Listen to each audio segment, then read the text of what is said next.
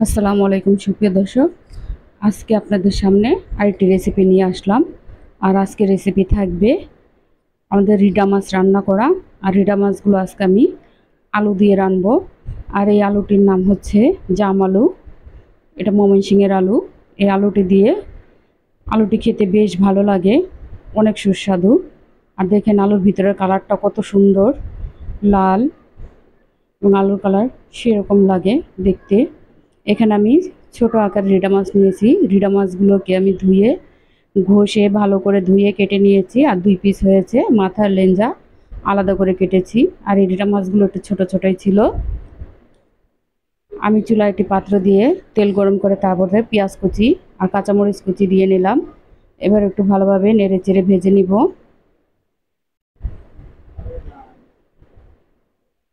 আদা রসুন বাটা দিয়ে দিলাম।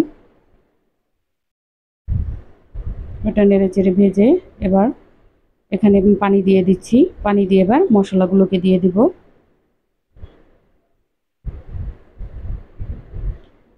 এখানে আমি হলুদের গুঁড়ো দিলাম 1.5 চা চামচ, মরিচের গুঁড়ো দিচ্ছি 1.5 চা চামচ,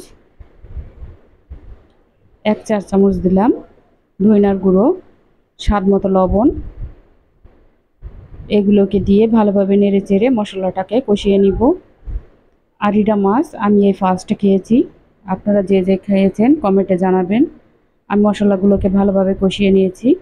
এবার এর ভিতরে মাছগুলোকে দিয়ে দিচ্ছি।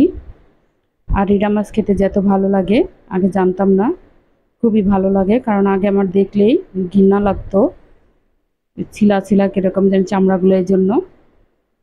কিন্তু এখন ঘষে নেওয়ার পর, আগে আমার মারা খেত, তাও খেতাম না, কিন্তু এখন দেখি অনেক সুন্দর মজাদার একটি মাছ। এখানে আমি 2টো তেজপাতা, 2 টুকরো দারচিনি, 4টি এলাচ দিয়ে দিলাম। আর এটি মাংসের মশলার মতনই, সব মশলা দিয়ে রান্না করতে হয়। আমার মাছগুলো কষিয়ে নিচ্ছি আগে, যাতে এটার ভিতরে মশলাগুলো ভালোভাবে প্রবেশ করে। আর রেসিপিটি ভালো লাগলে লাইক, শেয়ার এবং সাবস্ক্রাইব করে দিবেন। এবার আমি মাছগুলোকে তুলে নিব। মাছগুলো কষানো হয়ে গেছে। এবার আমি আলুগুলোকে দিয়ে ভালোভাবে কষিয়ে নিব। আলুগুলো কালারটি দেখেন কত সুন্দর, মন ভরে যায় দেখলেই। আর এখানে আমি কয়েকটি টমেটো কেটে দিয়ে দিলাম। এবার আলুগুলোকে ভালোভাবে কষিয়ে নিব।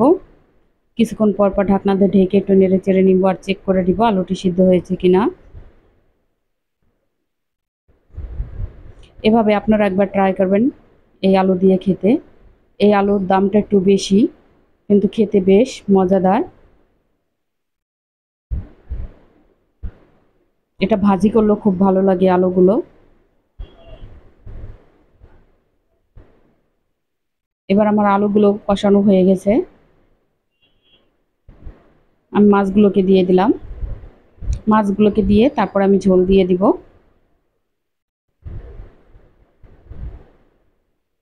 একটু ভাজা ভাজা করে তারপরে এর ভিতরে আমি ঝোল দিয়ে নিয়েছি, দেখতেই পাচ্ছেন।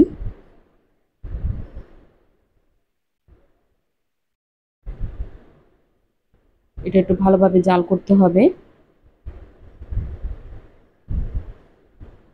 আর আলুর তরকারি আমি একটু ঝোলঝোলি রাখবো। এখানে আমি জিরা ফাঁকি দিলাম 1 চা চামচ দিয়ে এটা এবার জাল করব, যাতে জিরার ফাঁকিটা এটার ভিতরে ভালোভাবে প্রবেশ করতে পারে। আর আমার তরকারিটি হয়ে গেছে, আমি নামিয়ে নিব। এভাবে আপনারা একবার ট্রাই করবেন। সবাই ভালো থাকবেন। আসসালামু আলাইকুম।